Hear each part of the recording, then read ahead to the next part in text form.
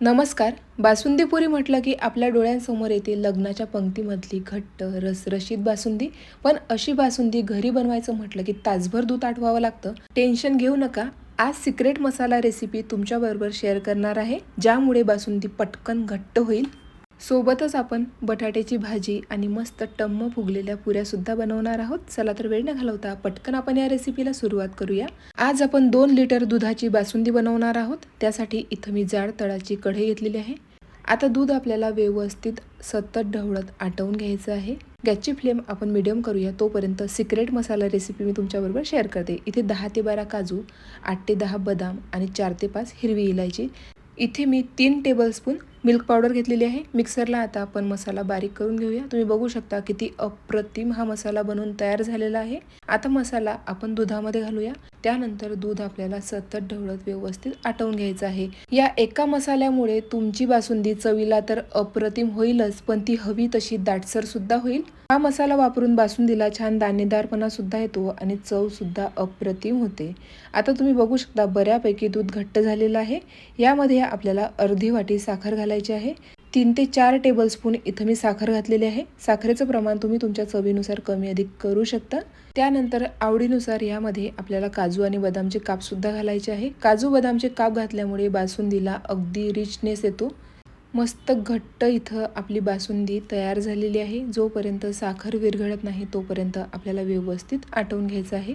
कढईला लागलेली मलाई सुद्धा आपल्याला व्यवस्थित काढून घ्यायची आहे. त्यामुळे छान लच्छेदार अशी आपली बासुंदी बनवून तयार होते. अगदी शाही लूक, जबरदस्त चव आणि अप्रतिम अशी आपली बासुंदी तयार झालेली आहे. गॅस बंद करूया.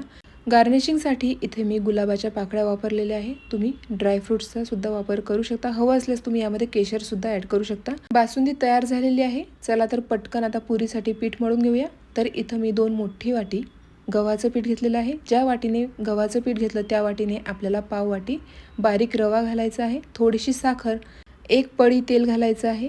त्यानंतर चवीनुसार आपल्याला मीठ घालायचं आहे. मीठ आपल्याला थोडंसं जास्तीचं घालायचं आहे. त्यानंतर सर्व साहित्य व्यवस्थित एकजीव करून घ्यायचं आहे. थोडं थोडं पाणी घालून आपल्याला पुरीसाठी मस्त घट्ट असं पीठ मळून घ्यायचं आहे. यामध्ये आपण रवा घातलेला आहे. रवा घातल्यामुळे पुरी बराच वेळ टम्म फुगलेली राहते. अजिबात ती सॉफ्ट होत नाही. आणि यामध्ये आपण साखर घातलेली आहे. साखर घातल्यामुळे चव आणि रंग अप्रतिम येतो. त्यामुळे दोन्हीही पदार्थ घालायचे आहे.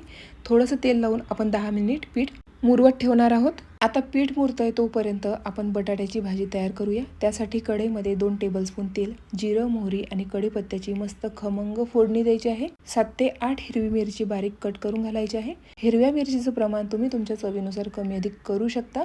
एक मोठ्या आकाराचा कांदा शक्य तितका बारीक कट करून घातलेला आहे. कांदा व्यवस्थित परतून झाला की त्यामध्ये 1 चमचा आपल्याला अद्रक लसूण पेस्ट घालायची आहे. पेस्ट व्यवस्थित परतून झाली की यामध्ये आपल्याला पाव चमचा हळद, धने पावडर, थोडासा गरम मसाला, बारीक चिरलेली कोथिंबीर घालायची आहे. सर्व मसाले व्यवस्थित परतून झालेले आहेत. तुम्ही बघू शकता. आता यामध्ये आपल्याला 2 चमचे पाणी घालायचं आहे. पुन्हा आपण व्यवस्थित मिक्स करून परतून घेऊया. थोडासा इथं मी चाट मसाला घालणार आहे. चाट मसाला घातल्यामुळे भाजी अगदी चटपटीत बनवून तयार होते. त्यानंतर मध्यम आकाराचे 4 बटाटे उकडून साल काढून अशा पद्धतीने मी कट करून घेतलेले आहे. आता आपण मसाल्यामध्ये घालूया. व्यवस्थित सर्व मसाले आणि बटाटा हलक्या हाताने एकजीव करून घ्यायचा आहे. जेव्हा तुम्ही बटाट्याची भाजी करता तेव्हा आवर्जून थोडासा चाट मसाला घालावा. चाट मसाला घातल्यामुळे भाजी अगदी चटपटीत बनवून तयार होते. चवीनुसार मीठ, भरपूर असा कोथिंबीर घालून झाकण ठेवायचं आहे आणि 7 ते 8 मिनिट भाजी इथं आपण व्यवस्थित वाफवून घेणार आहोत. मस्त दणदणीत वाफ बटाट्याच्या भाजीला बसलेली आहे. अप्रतिम चवीची भाजी आपली तयार झालेली आहे. एकदा तुम्ही अशा पद्धतीने भाजी नक्की ट्राय करा. पुरीसोबत तर ही भाजी अप्रतिम लागते. आपण वरण भातासोबत सुद्धा या भाजीचा आस्वाद घेऊ शकतो. आता इथं पीठ आपलं व्यवस्थित मुरलेलं आहे. पुन्हा मी 1 ते 2 मिनिट मळून घेणार आहे. अगदी पाहिजे तसं पीठ आपलं व्यवस्थित तयार झालेलं आहे. आता छोटे छोटे गोळे तयार करायचे आहे आणि छोट्या मोठ्या आकारात जशा आपल्याला आवडत असतील त्या पद्धतीने पुरी लाटून घ्यायची आहे. इथं मी पातळ अशा पुऱ्या लाटून घेणार आहे. सुरुवातीला मी 6 पुऱ्या तयार करणार आहे. अगदी गोलाकार आणि पातळ पुरी लाटून घेतल्यामुळे पुऱ्या अगदी मस्त पाहिजे तशा कुरकुरीत बनवून तयार होतात. छान टम्म फुगतात आणि बासुंदीसोबत तर अप्रतिम लागतात. त्यामुळे अशा मोठ्या आणि पातळ पुऱ्या लाटून घेतलेल्या आहे. तेल व्यवस्थित गरम झालेलं आहे. आता एक एक करत आपण सर्व पुरी व्यवस्थित तळून घेऊया। तुम्ही बघू शकता पुरी मस्त बलून सारखी फुगलेली आहे, रंग सुद्धा अप्रतिम आलेला आहे। अशाच पद्धतीने सर्व पुरी आपण तळून घेऊया। आता जितक्या पुऱ्या मला हव्या होत्या तितक्याच मी इथं तळून घेतलेल्या आहे, उरलेल्या पुऱ्या मी नंतर तळणार आहे। तुम्ही बघू शकता किती मस्त पुरी आपल्या तयार झालेल्या आहे, अप्रतिम। पुरीचा रंग तुम्ही बघू शकता किती अप्रतिम आलेला आहे।